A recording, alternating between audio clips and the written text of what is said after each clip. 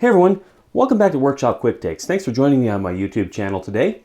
On our previous episode, we did the springs on all four corners of a 2000 Jeep Cherokee XJ and included a little throwaway comment about the front bump stops. This is also a good time to replace the rubber bump stops if you happen to order those as well. At that time, we did not have the replacement bump stops available, so we just put the suspension back together with the old ones still installed.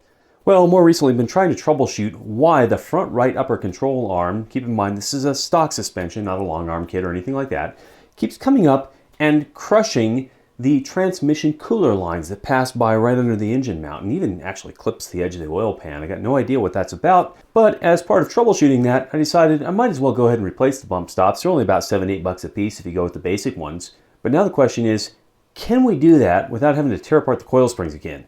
The answer is yes. It's pretty simple. If you have already done suspension work, you know what I mean when I say disconnect the sway bar and then just flex each end to spread the spring out, and you'll get just enough clearance to fit the old one out and the new one in with a little bit of pushing and maybe a pair of pliers to rip out the old one. Don't do that on the new one. If you're not familiar with that or maybe just a little bit uncomfortable, stick around for about the next 5 minutes or so and we'll show you the highlights of what should be about a 15 to 20 minute job.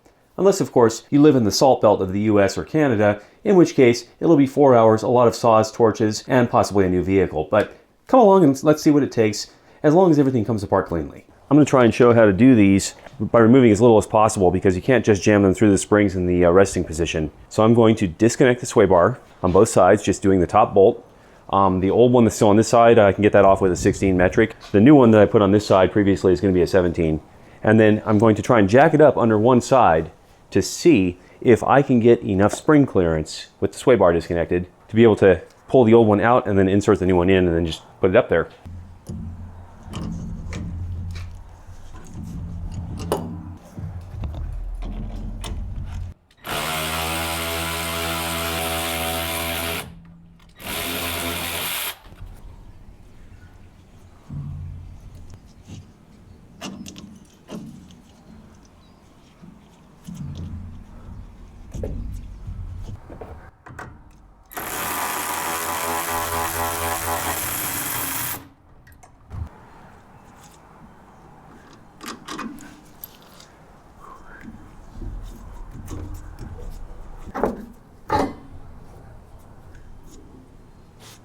Okay, with that step done, the next thing I'm going to do is lift the axle on one side and flex the suspension as far as I can and see if that gives me enough spring clearance to keep this job going.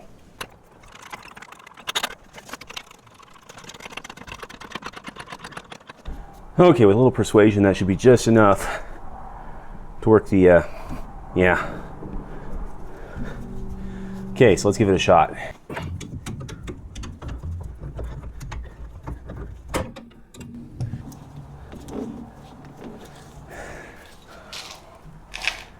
It's okay to work out the old one with help from the pliers if necessary, but if at all possible, avoid doing that with a new one.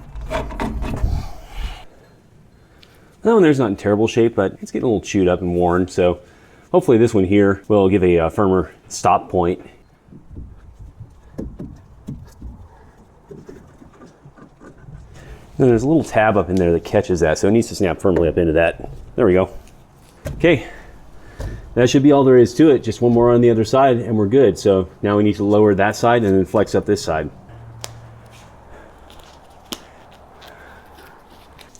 Okay, so now I need to lower very slowly and gently.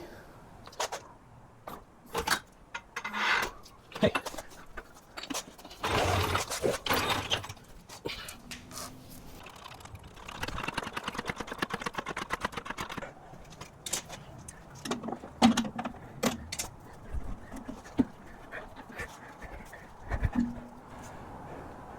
That one's in a little better condition, but again, probably the same age as the other, so. Go ahead and get our new one in.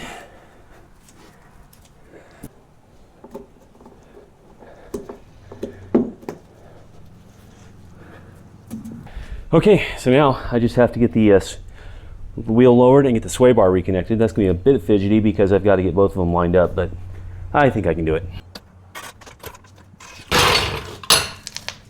Well, he had a hard life, but did his job. Okay, here's how I'm going to try and go at this. This new one is still fairly stiff. The other old one is fairly loose, so I'm just going to line that up right there. Just catch it slightly. And if I have to, I'll lift it back up and try and line it up that way. But now, let's come over to this side and see if we can get this one back in place.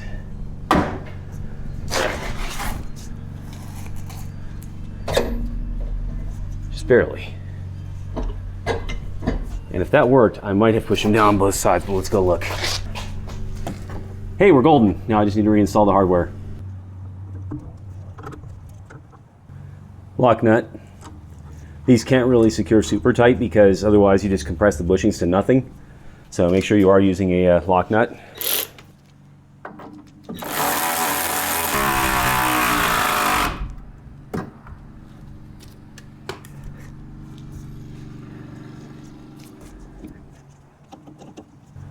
Lock nut.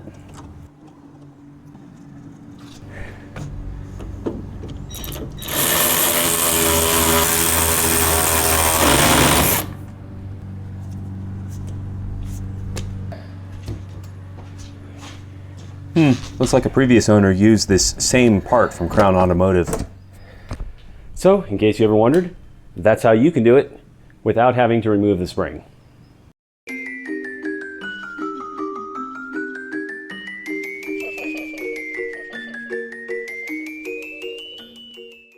Has anyone seen my phone?